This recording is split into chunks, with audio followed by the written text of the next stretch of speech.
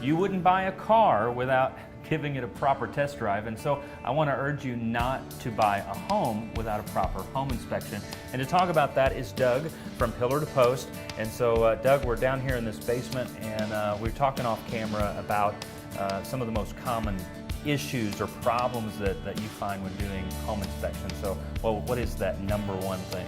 The thing that I usually find the most problems with is electrical. Not that it's major electrical problems, but you get into older homes where the electric hasn't been brought up to current standards, or you get into a basement like this one, which is still unfinished, but people go in and they're DIYers, and they have an idea of what's going on, but not fully, and you get some electrical problems that show up in the basement with improperly spliced wires and whatnot. And you know, you said it best, DIYers, and many of us like to do it ourselves. The problem is a lot of us don't know how to do it properly, so which could cause major problems, you know, fire hazards and things like that. So it's important to get a guy like you to come make sure that we're good.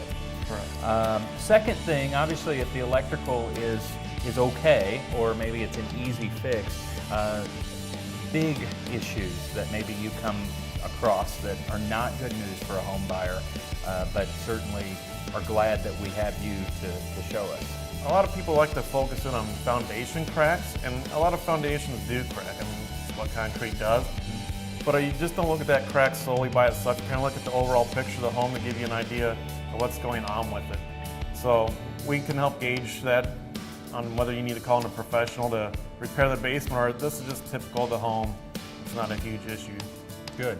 So if I see a small hairline crack in a basement wall, you know, it may or may not be a big deal.